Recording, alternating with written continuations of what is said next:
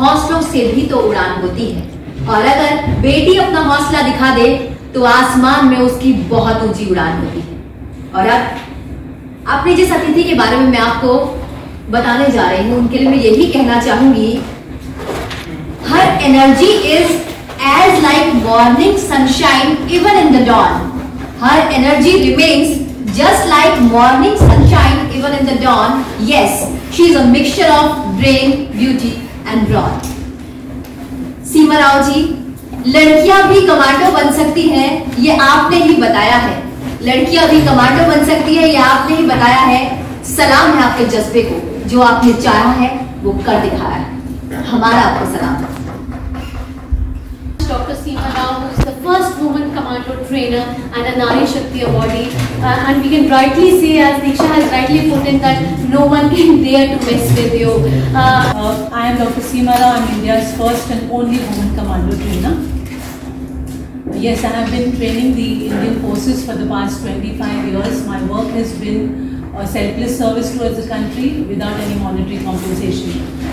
I have trained the Indian forces in the sense the Indian Army, the Navy, the Air Force, the NHT, the Garuds, the Marcos, the Special Forces, as well as 12 ATS, that is Anti-Terror Squad, Quick Response Teams. I started off as a very weak and, as a kid in school, I was scholastically good, but I was weak as a child, and I always wanted to change that. Since you mentioned the knee-teasing episode, I may probably go into that and talk about it, because it would probably inspire a lot of young girls and young women, since all of us have been through this kind of humiliation, should I say, or an awkward situation. I was about 18 years old, 18 or 19, and since I mentioned that I wanted to learn martial art, I had already started learning my martial art. 1 year had passed. Incidentally, I was also learning from my husband, who was pursuing martial arts as a hobby. He was also doing his medical degree. So one day we happened to go to this Chowpatty beach, which is in Mumbai, and we were practicing our art. For us, it was a very dedicated time where you spend only with you, yourself, your body and your mind, and the art that you're doing.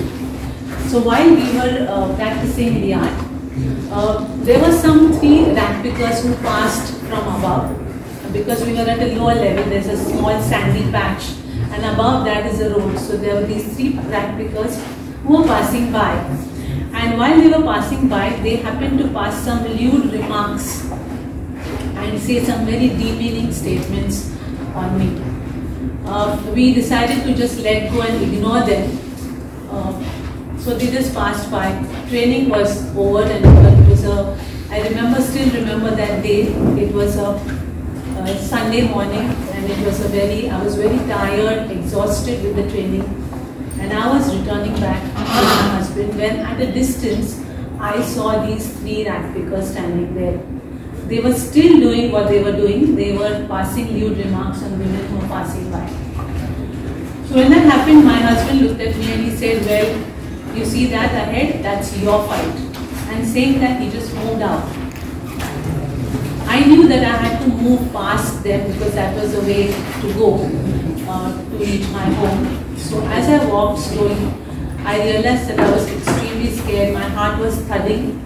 And I just wanted to get over with it, so I quickly walked through that zone. When suddenly one of the rank pickers came and stood in front of me. So I was looking down, so I moved to the left, he moved to the left. I moved to the right, again he moved to the right. All this while I was looking down. My heart was beating very fast.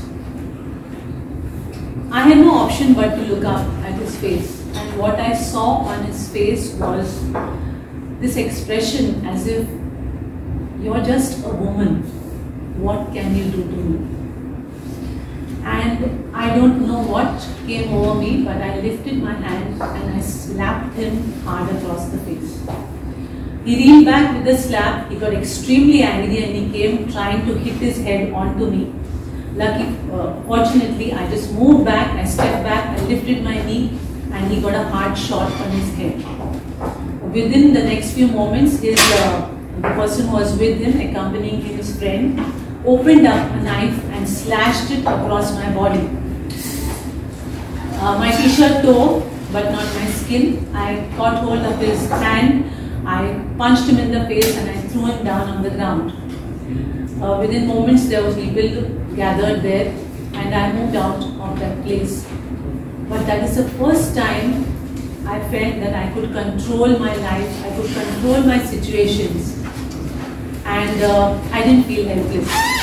So I think that was like a switch, something changes inside you, and I think that is what changed inside me forever.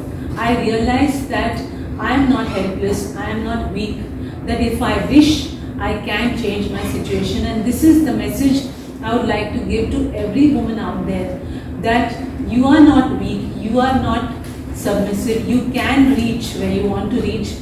You have to just make up your mind that you want to do it, and then equip yourself with the qualities, and then you're going to walk a long way. So that was one incident. But apart from that incident, I've been afraid of confrontation, I've been afraid of water, I've been afraid of heights, I've been afraid of so many things. But over a period of the past few years, I have changed all of that. I did my mountaineering and I got a silver medal in that because I was afraid of the fear of heights. I wanted to go and keep climbing and see whether I get scared. And in the beginning when I would do that, I would look down and I would feel giddy. But I kept climbing, and eventually when I reached up, I felt this feeling of exhilaration. I realized that I had conquered my fear as I had conquered the summit. There was a fear of water. I decided to do something about it, and I went and I did my PADI is Professional Association of Diving Instructors. They are a very famous association. So they ask you to come and scuba dive with them. So I went and I did a course with them. It was a very systematic, intensive course, and finally they take you out into the sea and they tell you now you have to jump into the sea. So I finished with the preliminary training that was there, and then finally when we went out to the sea, I was in the suit and with the flippers on my feet, and I sat there at the edge of the boat looking at the water, and I was completely stunned. I was afraid. I said, how am I going to get into this water? It's impossible. I wanted to just tell him, take me back to the shore, let me go. So the instructor noticed that, so he said, look, what you can do is you can just relax here for some time. So I sat on the edge of the boat and I closed my eyes and I tried to conquer my fear, but it was very difficult. As my eyes were closed, suddenly he just picked up my ankles. I could feel his hands on my ankles and he threw me backwards into the water. And I just went under the water. And as I went down, I realized that there was no way out. Now I was in the water. So I started to deflate my suit and I started sinking lower and lower. And as I started sinking lower and lower, what I saw around me was so beautiful that I forgot all my fear. I saw the sea life, I saw fish, I saw seaweeds, and everything was so colorful. It was so beautiful that I realized that there is a world which is right there, which is something which we don't notice. But it's such a beautiful world, and why do I have to be afraid of this? And that's when the fear just dissolved into the water, and I was able to conquer my fear of water as well. So there have been several incidents in my life where I have been able to conquer my fear, and I feel that if I can do it, so can every woman. Talking about this, I also say that a woman is beauty, brawn and brain, all of these three put together. An important saying comes to my mind. The only difference between a man and woman is that a man is born out of a woman and a woman cannot be born out of a man.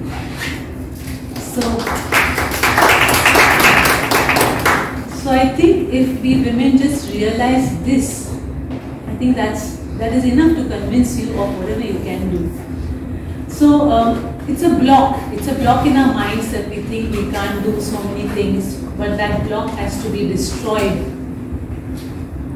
I will now talk about what I am here were for. So let me talk of my childhood. When I'm 52 years old, so in my childhood I have watched television on Saturdays and Sunday evenings. There used to be movies played. We'd often go to the movie theatre. My father was a freedom fighter, so let me say that a lot of the patriotism that you see in me, that you see running in my veins, does come from him, because he was a freedom fighter with the Goa freedom struggle and a very, very well-known freedom fighter. So coming back to our world, it was a small world with my two sisters and dad and mom. So we would often go to watch movies, Hindi movies, English movies, etc. on the weekends. Now, but that time it was just the movie theatre and it was television which could influence a child's mind, and maybe so much of what we become, or the way in which we think, is because of the influence of the media, the influence of the TV then, the influence of the movie theatres then. Today the scenario is totally different. Of course, children are exposed to so much more. I'm talking of children because they are the ones who grow up into adults, and they are the ones who carry ideas and impressions with them from childhood into their adulthood. So for a child's mind, there is so much today that can influence him via WhatsApp videos and Instagram and everything possible. So the number of influences are so much. We as children, we see, we hear, and we get influenced by what people talk around us. Let me talk of of an incident that took place in my childhood. On the weekend, sometimes my cousin brother and uncle and aunt would come and visit us. So they would come in their car, and in the boot of the car, my cousin brother would have this small toy car, which was a nice red color toy car. So whenever they would get off and they would come visit us, so he would remove his toy car and bring it out and keep it in the compound. And he would say, "Now you sit with me and I'm going to drive the car." So I would sit next to him, and it was a very, at that time I guess it was a very highly mechanized car. It had a brake and an accelerator and everything there. So he would drive and I would be sitting next to him, and we would go around the compound taking 2 rounds. Cousin brother was just about 1 year elder to me. I must have been about 6 or 7 years old.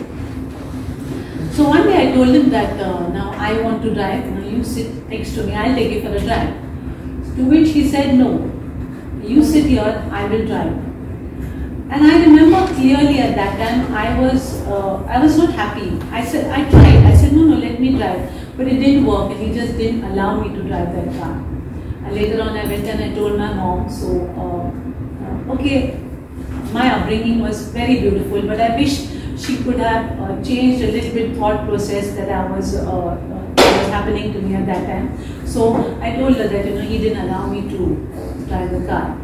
So she said, "Okay, it's okay, let it be, forget it. And when you are a grown up, you can have your own car and you can drive." Now I think at that time, what happened is she was actually teaching me, or rather what I was learning from her was to not assert. And I was learning that it's okay, for you to just learn to take it in your stride. I think this could have been changed. She could have told me, or she could have told him that no, let her also ride. She could have told me many things which would probably encourage me and not make me feel that, okay, certain things are okay for women and you can't get the world. So, of course, I do love my mother, respect her as well. But I think as a parent, what you tell your children, what you tell your girl child, what you tell your boy child, this makes a big difference, because the generations to come are influenced by the children today.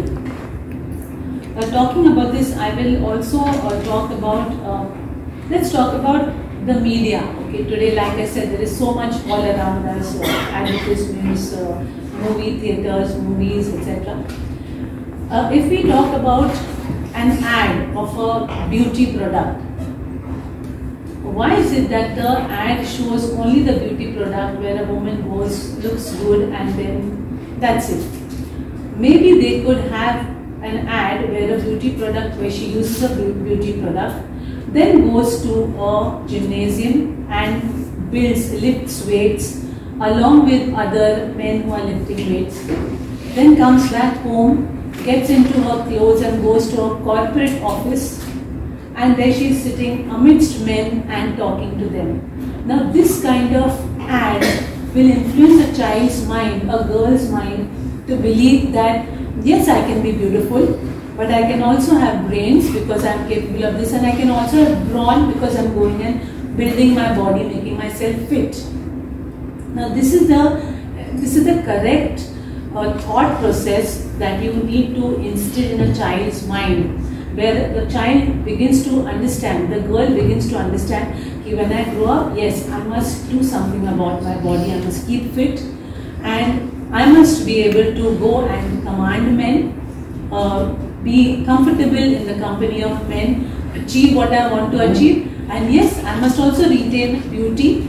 And so that's also, so beauty, brain and brawn, all of this put together in an ad will have such a big difference on a girl as she grows up, and on a boy too, because he will begin to believe that yes, a woman is capable of looking beautiful, but she can be strong, she can take care of herself, and she can also go and work and be independent. So I think if media changes a little bit towards trying to influence the world, it will make such a big difference to our country. I would say also that, because usually what happens is media to a certain extent sticks to sex sells, and this is something where they should change it a little bit, so that, because they are going to influence so many generations, they should be careful about what they portray about women. Also, if a woman is portrayed as merely sexually, as a sex object, then that causes so much of disruption in our world. Women are being teased, molested, assaulted, raped, murdered, and I think the influence is, again, one of the influences could be the media. So that is one thing that I would like to talk about.